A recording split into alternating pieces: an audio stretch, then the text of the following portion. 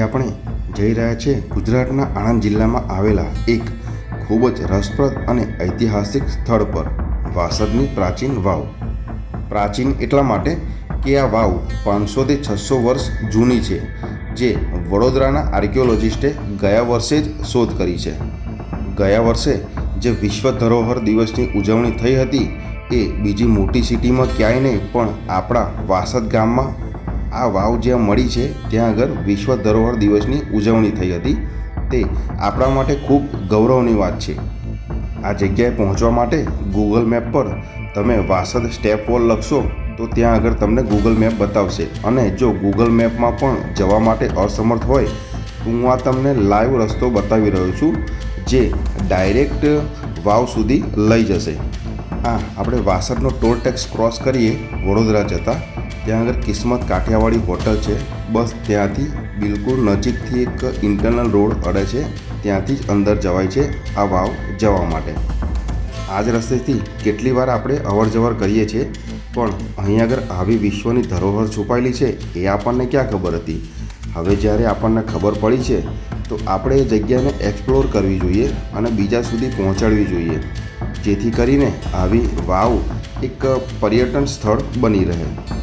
હું આ રસ્તા પર ધીરે ધીરે પસાર થઈ રહ્યો હતો અને ખૂબ એક્સાઇટેડ પણ હતો કે મને પણ જૂની વાવ જોવા મળશે જે ઐતિહાસિક છે. આ વાસદના કાચલાપારા તરીકે ઓળખાય છે. અહીં આગળ વસ્તીમાં વાત કરીએ તો અહીં આગળ મને 10-15 ઘરોથી વધારે વસ્તી નથી દેખાઈ. તો ચલો હું અહીં આગળ મારી બાઇક પાર્ક કરી દઉં અને પછી તમને હું લઈ જાઉં.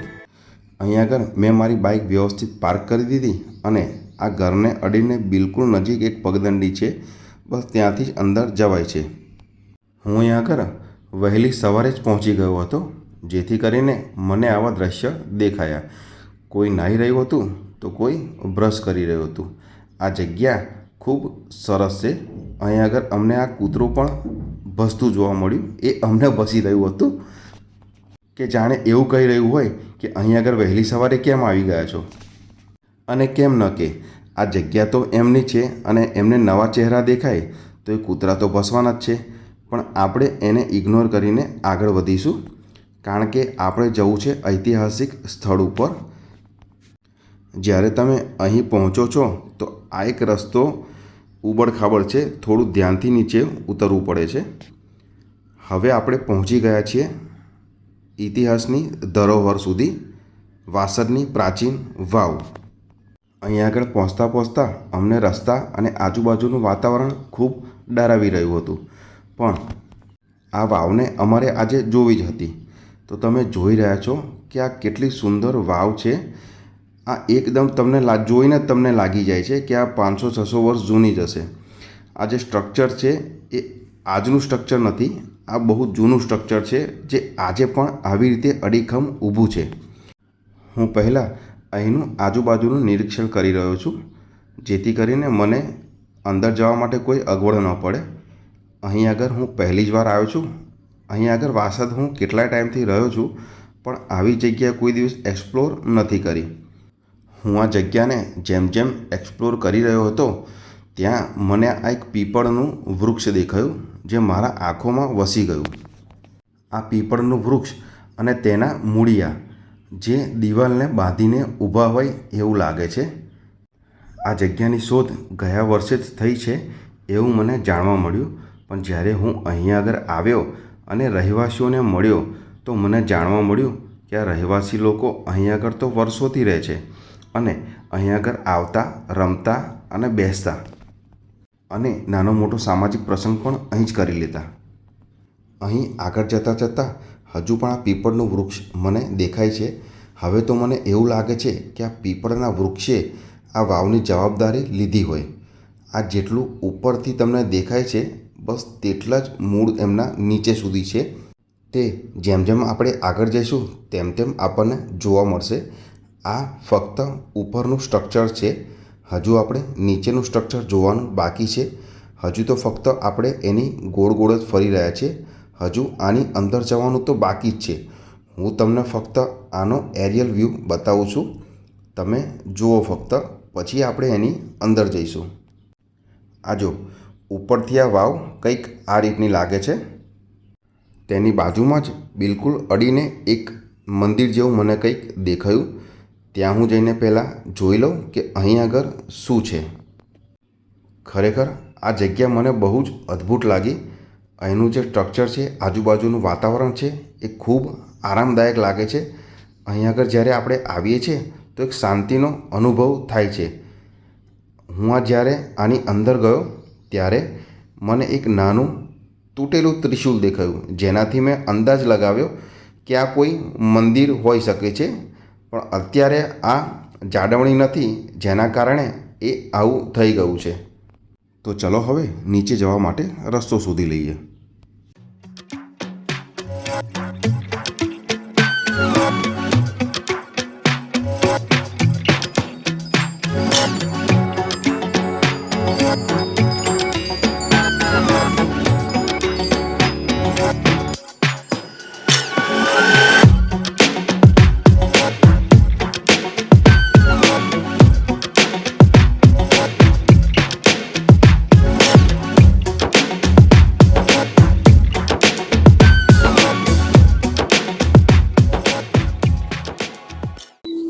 નમસ્કાર મિત્રો, તમારું સ્વાગત છે મારી યુટ્યુબ ચેનલ ઉપર. આજે હું પહોંચી ગયો છું આણંદ જિલ્લાના વાસદ ગામે, જ્યાં આગળ હિસ્ટોરિકલ વાવ જોવા મળી છે. આ ગયા વર્ષે વડોદરાના આર્કિયોલોજિસ્ટે અહીંયા આગળ આ વાવ શોધી હતી, જે 14મી થી 15મી સદીની છે એવું લાગે છે. અહીંયા આગળના જે લોકલ માણસો હતા એ લોકો તો પહેલેથી જોઈતી જ અહીંયા આગળ એ લોકો રમવા પણ આવતા હતા. પણ એ લોકોને ક્યાં ખબર હતી કે આ હિસ્ટોરિકલ છે. જ્યારે વડોદરાના આર્કિયોલોજિસ્ટે અહીં આગળ શોધ કરી ત્યારે એમને ખબર પડી કે આ હિસ્ટોરિકલ વાવ છે, જે 14મી 15મી સદીની છે. આ જ્યારે મોહમ્મદ બેગડાનું જ્યારે રાજ ચાલતું હતું ત્યારની આ વાવ છે, ત્યારે બનેલી છે. આને આપણે સ્ટેપ વોલ તરીકે ઓળખીએ છીએ. અમુક એને વાવ પણ કહે છે અને અમુક એને ફેરકૂવો પણ કહે છે, પણ આપણે આને ફેરકૂવા તરીકે ઉલ્લેખ કરીશું. તો ચલો હું તમને આજે અંદર જઈને બતાવું કે અહીંયા આગળ અંદર શું એકચ્યુઅલી છે. તો આની અંદર જવા માટે મેં તૈયારી કરી લીધી. જો તમે અહીં આગળ આવો તો ટોર્ચ લઈને આવવાનું ન ભૂલતા, કારણ કે અહીં આગળ દિવસે ગમે તેટલું અજવાળું ઉપર હશે પણ નીચે તો તમને અંધારપાટ જ જોવા મળશે. અહીં આગળ જેમ જેમ હું નીચે ઉતરી રહ્યો હતો ત્યાં આગળ એક લાઈન લખેલી હતી, માઇન્ડ યોર હેડ. તમારું માથું સાચવીને અંદર ઉતરવું, કારણ કે આ સીડી એકદમ નીચી છે અને ઉતરતા ઉતરતા નીચે ક્યાંક આપણે ભટકાઈ ના જઈએ. આજે ઉપર આપણે પીપર જોઈ રહ્યા હતા, એના જ મૂળિયા છે, જે આવી રીતે નીચે સુધી ફેલાયેલા છે. આર્કિયોલોજિસ્ટ દ્વારા કહેવામાં આવ્યું છે કે આ 7 માળની વાવ છે. 2 માળ ખાલી આપણને ઉપર જ દેખાય છે, બીજા હજુ 5 માળ એની નીચે છે, જ્યાં પાણી અહીંયા સુધી ભરાઈ ગયું છે. જો આ પાણી કાઢવામાં આવે તો આપણને વધુ ખ્યાલ આવે કે નીચે હજુ શું છે. વરસાદી પાણી અને ભૂગર્ભ જળને એકત્ર કરવાની આ પદ્ધતિ અત્યંત અસરકારક હતી. આ માત્ર પાણી ભેગું કરતો ન હતો, પરંતુ તેને લાંબા સમય સુધી શુદ્ધ અને ઉપયોગી રાખતો હતો. આજના સમયમાં જ્યારે પાણીનો સંકટ વધતો જાય છે, ત્યારે આવી પ્રાચીન ટેકનિકો આપણને ઘણું શીખવી શકે છે. આ રચના કેટલી સુંદર છે તે તમે જોઈ શકો છો. ટોર્ચ લઈને આવ્યો હતો એટલે મને અંદર અગવડ પડી ન હતી. ઉપરના પીપળના વૃક્ષના મૂળિયા હજુ અહીં સુધી ફેલાયેલા જ છે અને નીચે સુધી મને જોવા મળે જ છે.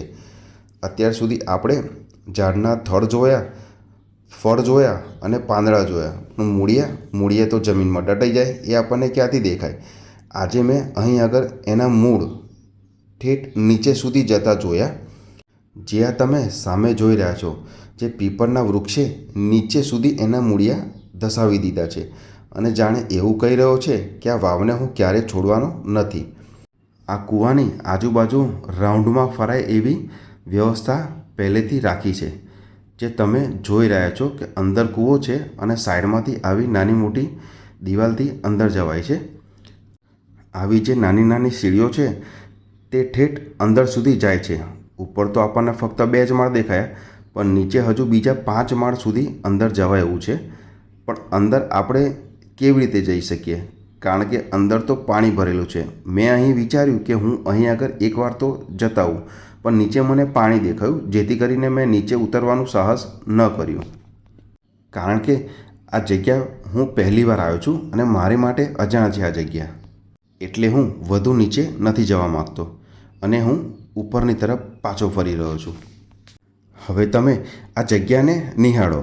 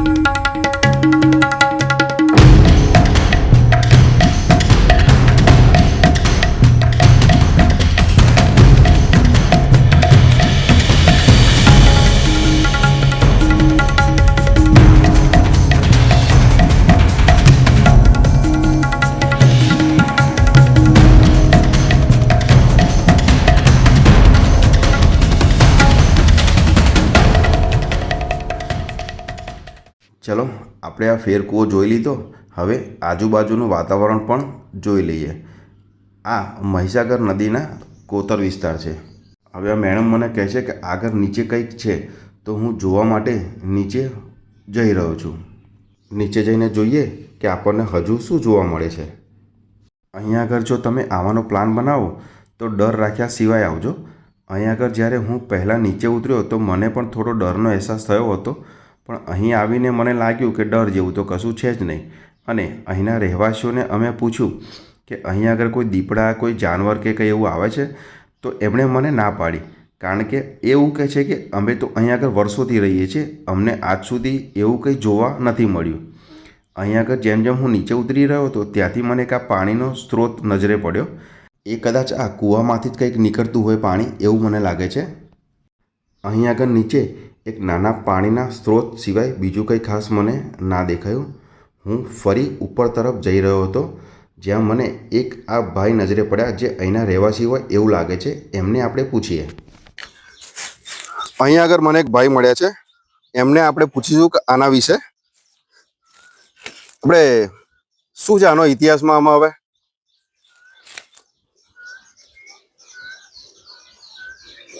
હા, પેલા ઘડિયા લોકો કહેતા કે લાખા વંજારાએ આ બનાવેલું. લાખા વંજારાએ? હા, બરાબર. એ લાખા વંજારા 14મી 15મી સદીનું છે. એટલે લાખા વંજારા એ ટાઈમે આ બધું કર્યું છે. હા, એવી માન્યતા છે. એવી માન્યતા છે. ઓકે.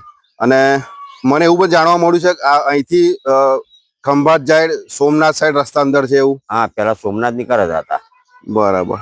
તો તમે જાણી રહ્યા છો કે અહીંયા આગળથી પણ એવી માન્યતા છે કે અહીંથી સોમનાથ સુધી રસ્તો જવા માટે હતો, જે અત્યારે પૂરાઈ રહ્યો છે. એ પૂરાઈ ગયો છે. અહીંયા આગળ બાજુમાં જ મહીસાગર નદી છે, જેનું અવારનવાર પૂર અહીંયા આગળ આવે છે અને એના કારણે આ રસ્તા અહીંથી પૂરાઈ ગયા છે. બરોબર. મહીસાગરનો પાણી અહીં સુધી આવી જાય ને? હા, અહીંથી આ બાજુથી આવી જાય મહીસાગરનું પાણી. બરાબર છે. ઓકે. આ બધી ઘરડા લોકોની માન્યતાઓ છે કે અહીંથી નીચેથી પાવાગઢ સુધી રસ્તો જાય છે, અહીંયા નીચેથી ખંભાત પણ જાય છે અને સોમનાથ પણ નીકળે છે. આ ફક્ત માન્યતાઓને આધારે છે. હું આ ચેનલ ઉપર આની પુષ્ટિ નથી કરતો. જ્યાં સુધી અહીં આગળ વધુ ખોદકામ ન થાય ત્યાં સુધી વધુ કહેવું અશક્ય છે. પણ જો અહીં આગળ ખોદકામ થાય તો હજુ પણ આની નીચે ઘણો એવો ઇતિહાસ દટેલો છે જે આપણને જોવા મળે. મેં અહીં આગળ સવારે આવીને 1-1.5 કલાક વિતાવ્યો. મને બહુ સરસ લાગ્યું. હજુ પણ જતાં જતાં મને એવું થાય છે કે ફરીથી એકવાર આ વાવને નિહાળી લઉં.